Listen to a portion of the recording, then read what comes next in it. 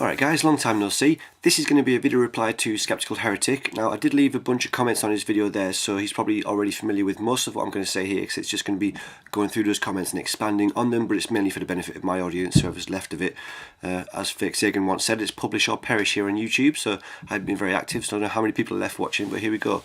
No editing, this is going to be raw, so straight into it. Okay, first of all, Skep kind of basically tried to characterise what Manning and Snowden have done with their leaks. He said that they simply stole information and released it through sources that didn't handle it appropriately.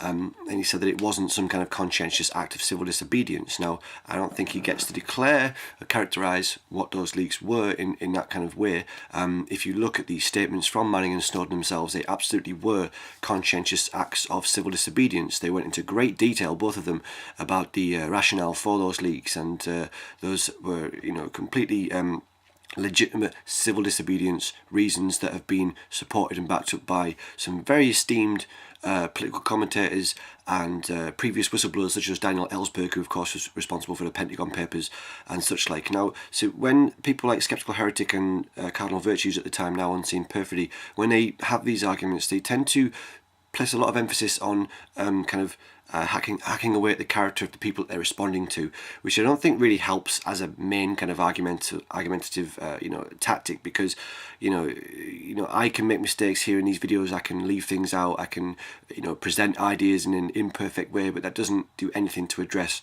the validity of the overall concerns. These are conversations that are have been occurring for decades, and this is all part of a much larger context of Western imperialism, manipulation in the Middle East, and military, expansion, mainly from America and also from the UK and other countries. But this is a narrative that has been developing for many decades now.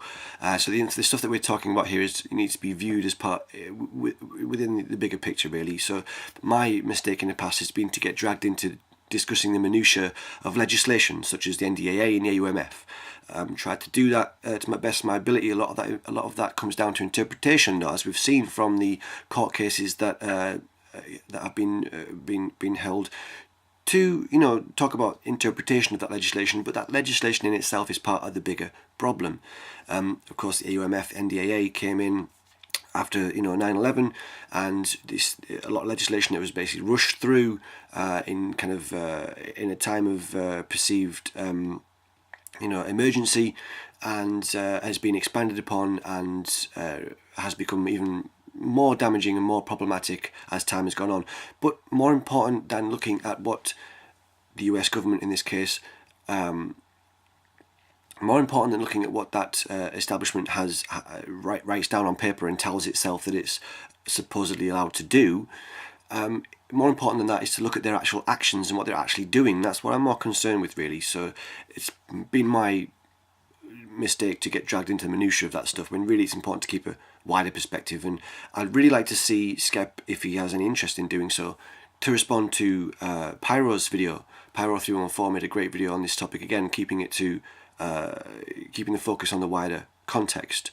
And I've just seen in my activity feed that Ella has made a series of videos to Skep, so I'm sure he's going to have his hands full. I don't really expect a response to this video. I'm sure that her video is more comprehensive than what I'm about to go into. So with that said, to get back to the first point, Skep tried to characterise what Manning and Snowden did, these leaks. He said that they weren't acts of conscientious civil disobedience. I would argue that they actually absolutely were. If you look at their statements, again, solid arguments for it being civil disobedience. But he said that they merely stole information and released it through sources that didn't handle it appropriately. Now, I assume he's referring there to WikiLeaks. I would agree that there was inappropriate handling of that information, but I wouldn't say it came from WikiLeaks. I would say it came from two people outside of that organisation that subsequently became hostile towards WikiLeaks, and those two people were Daniel Domscheit-Berg, who used to work with WikiLeaks and then left ostensibly to set up his own leak company called OpenLeaks, which several years later has still failed to materialise. Daniel Domscheit-Berg was giving out a secure URL for the unredacted Cablegate files, and he was giving that out basically for social capital, to make friends and influence people. Shortly after that, David Lee of The Guardian, who had been working with WikiLeaks, who then became hostile towards them and took part in a lot of the slurs against Assange in a personal manner. David Lee used the real password for that unredacted Cablegate file that he'd been entrusted with as part of his work with The Guardian. He used the real password as a chapter title in his book. Utterly ridiculous decision. Cannot, rationalise doing that. He could have used a dummy password. He used the real password for this unredacted Cablegate file as a title in his book. Unbeknownst to him, possibly, or possibly not, we don't know, but let's give him the benefit of the doubt on this one at least. Unbeknownst to him, Daniel Dornscheid-Berg had been given that secret URL out. So, those two acts of inappropriate handling led to the necessity for the Cablegate files to be released unredacted in order that anybody that may be endangering those files could be protected, because that information would be out there for everybody to help protect.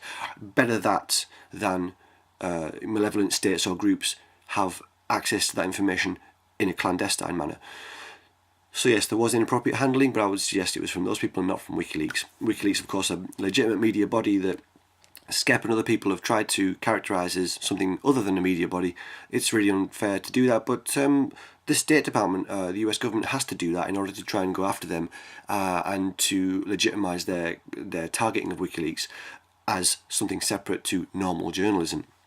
And it's really quite corrosive to journalism, and we've seen how that narrative has played out. We've seen the ever more aggressive attempts to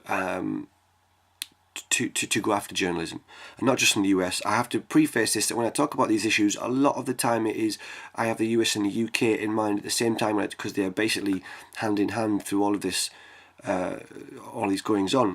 The UK, the US, and France being, I'd suggest, the prime problems when we talk about these Western imperialist forces that seem to have the agenda to manipulate the Middle East and all of the rest of it. But by and large, it originates with US decisions. They are the most powerful guys on the playground, and they do dictate a lot of what goes on. So there's no US anti-US bias there. And Frank made a good point recently, and that is to say that this isn't criticism of America as a population, which my ideological opposition will try and characterise it as. No, it's a critique of these State Department, these governments, these officials, the establishment, and the private interest behind them that motivate a lot of this stuff. And that's why this narrative goes a lot further back than just the AUMF, the NDAA, and stuff, since the everything that's happened since 9/11. This is an ongoing narrative that is pursuant to private interests that have been controlling politics to a large degree for many, many decades. So anyway, sorry if I'm getting a bit mixed up here. There's a lot to talk about. It's a very complex issue. I tend to think that Skep comes across as like he assumes that his audience isn't fully aware of all of the issues here, and I'm not going to come on here anymore and try and make a video that will magically change the minds of people that are ideologically opposed to me on these issues, because there's agendas at play there. There's probably very few genuinely neutral people watching. You either agree or you don't at this stage, and these issues are far too complex to really do justice to in a single YouTube video or even a series of videos. It's something that you need to have been paying attention to for many years and reading, oh my god, naked person on the telly. So, next thing. So then Skep made an analogy from what Snowden and Manning have done, the information that they released. He made an analogy to what happens if your personal medical records were released by somebody. And I don't think that helps. I don't think it helps to make analogies at all. This situation is complicated enough as it is without making analogies that do not match the situations that you're talking about. This information was not, private personal information. This was information that was highly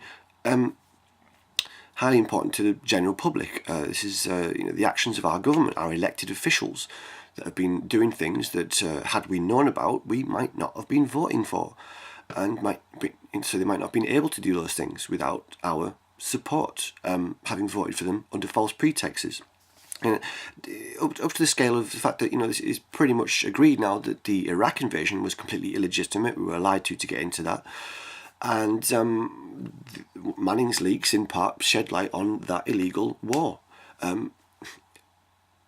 So, this is all stuff that really, again, in a democracy, I would suggest the ultimate authority is the people. So I would suggest that a faith in the chain of command, when talking about the proper procedure for leaking, is part of the problem.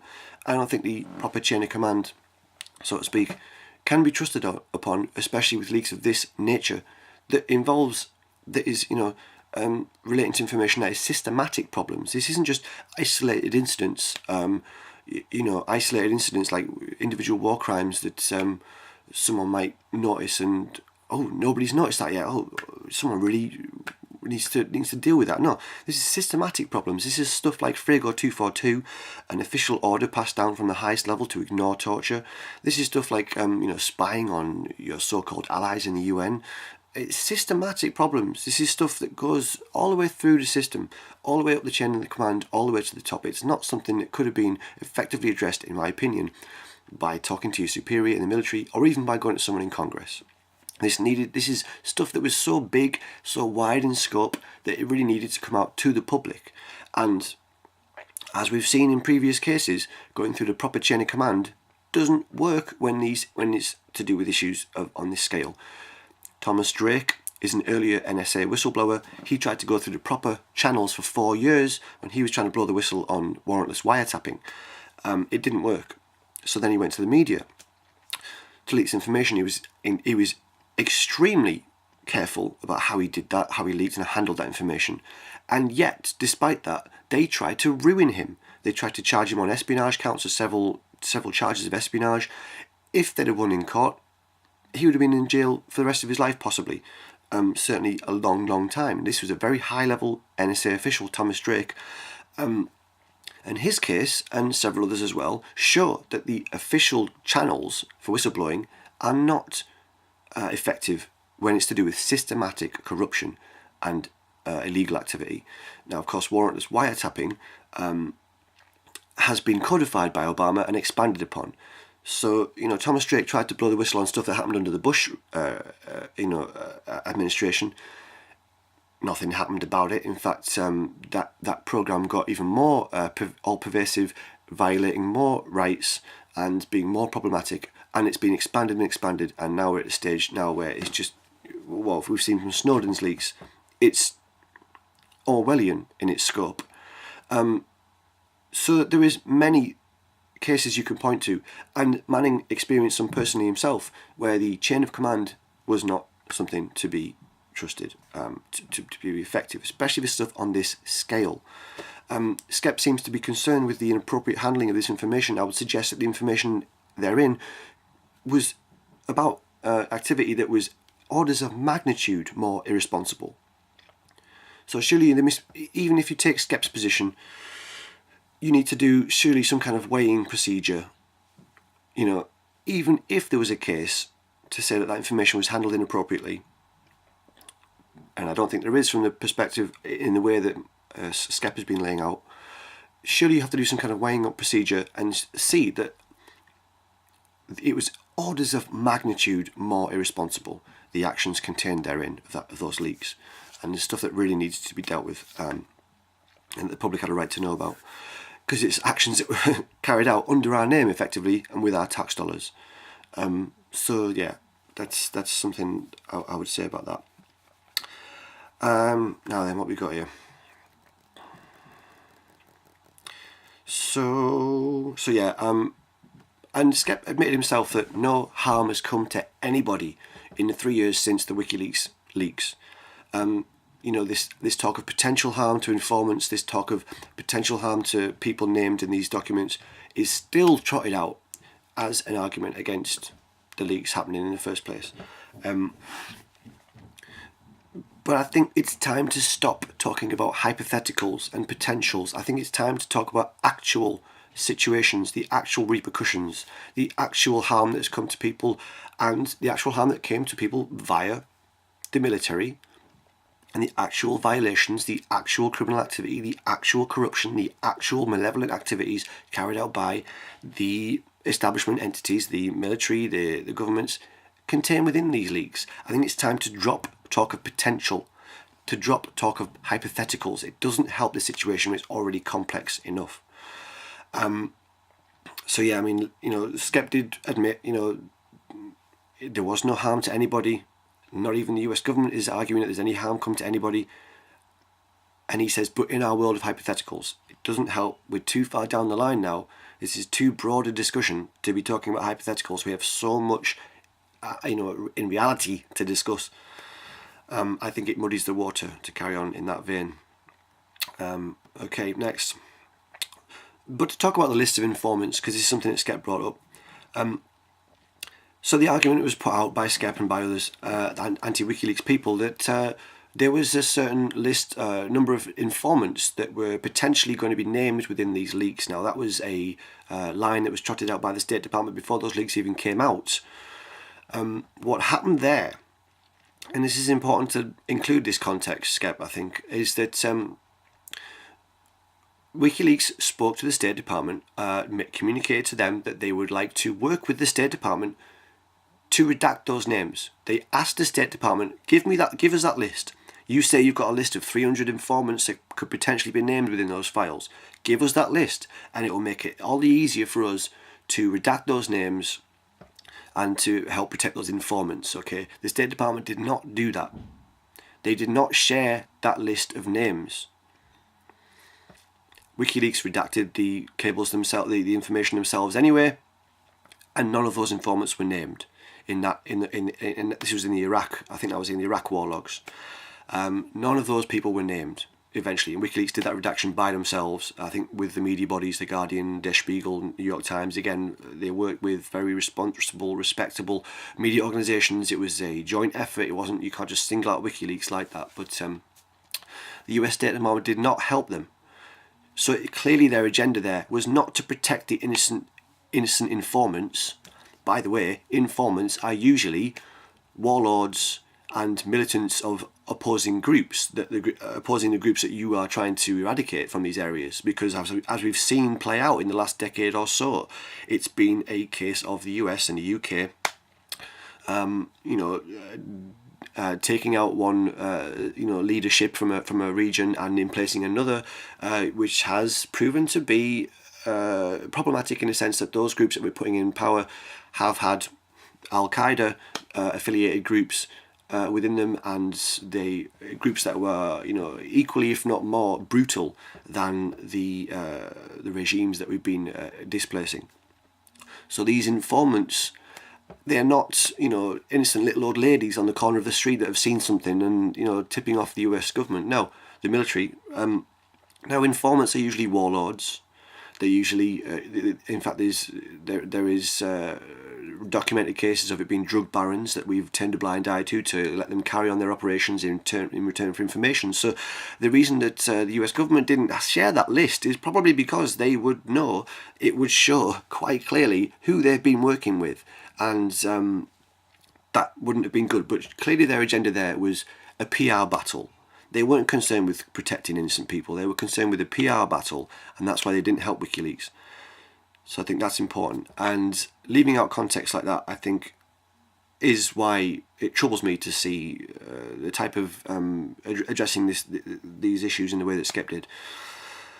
So I mean, that point becomes even more redundant. I've said again, going over these comments, when you consider the huge number of civilians murdered by coalition forces that were exposed in the Manning leaks, and these were actual deaths, not hypotheticals.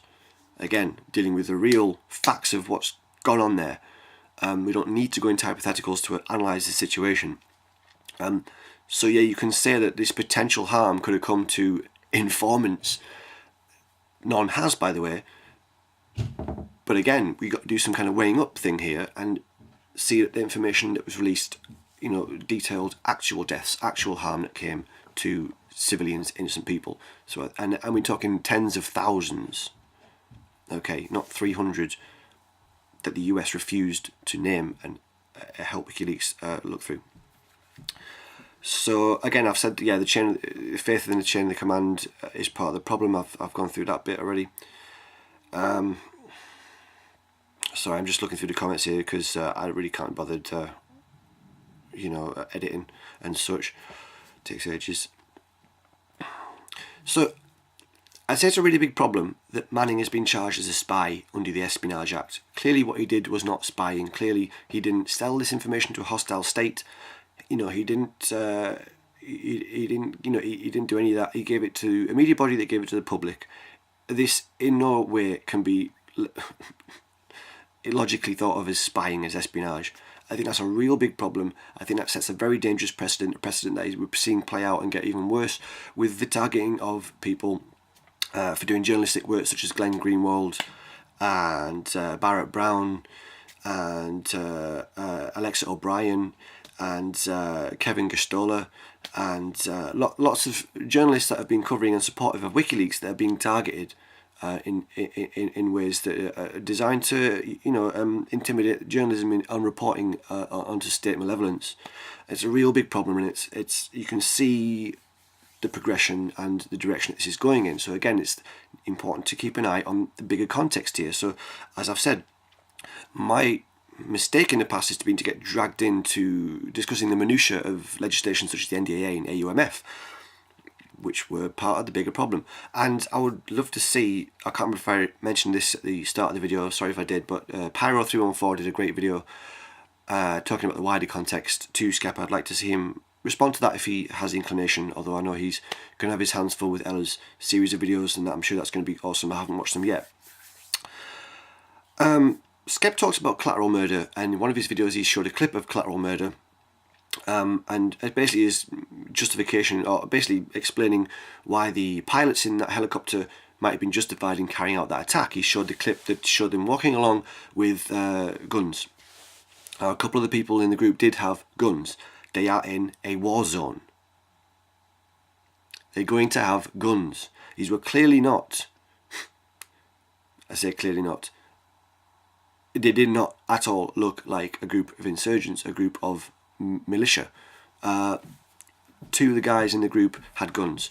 Surely if they were militia, they would have all had guns. But I think there was two in the group. And again, they're in a war zone. They're going to have guns. They're going to have weapons. But the helicopter was, I think it was about a mile away, was it? I can't remember the exact. It was about a mile away, these helicopters. So how can you, by any logical stand, suggest that two guys with AK-47s a mile away are going to be a threat to a helicopter? But it gets worse. It gets worse because Skep then tried to basically mitigate against that decision. He had a response saying to him, well, you left out the rest of it, and that was the firing on the car of the people going to pick up the injured. And Skep said, well, with hindsight, you can say that looks like a war crime because we know that there wasn't any other militia in the group or that kind of thing in the van, and they didn't see the children in the van or anything like this. But that leaves out another part of the context from that video, and that was the rhetoric from the soldiers themselves in the helicopter. They were laughing and joking, being very flippant, very jovial about this. It seemed like a video game to them, and I think that's important in looking at what happened there. Now you can say, well, war's a terrible place, and you need to adjust, to be able to survive in those situations. So maybe you seem flippant about situations that aren't. But that's not good enough. You are a soldier entrusted with the ability to end lives. You need to not treat it like a video game, especially in situations where you're not in grave danger and you can clearly make a decision not to be, not to attack in that way. But I might be getting off point here a bit. So Skep was trying to mitigate for that, for shooting on the van, saying, well, with hindsight you can say that it was clearly a war crime, but they didn't know that there wasn't other militia in that van. Even the soldiers in the helicopter themselves did not make that argument. The dialogue coming from the pilots clearly said they're picking up the wounded, picking up the injured. They didn't think that they were going to be in danger. you know, and the bit where there's a guy crawling half dead on the pavement with clearly nothing around him. There's nothing, you can see quite clearly there are no weapons around this guy, and he's crawling half dead on the pavement, face down. And the guy in the helicopter is saying, all you got to do is pick up a gun. Just pick up a gun and I'll finish you off. And this is the mentality that we're looking at here. When you give license, unchecked license to soldiers in these situations to behave in a way, when, Skep, can you say that something is a war crime? If you can't say that that is a war crime, and if you try and mitigate for that using rationale that even the soldiers themselves didn't try and use in that video, when is a war crime a war crime? I don't know what you're trying to mitigate against here. It's really troubling. I don't know what your agenda is here. I don't know what you're trying to mitigate for. I don't know what you're trying to protect. Anyway. Oh, and also you asked a question at the end. I would say, yeah, Bomber Harris was a war criminal in my opinion.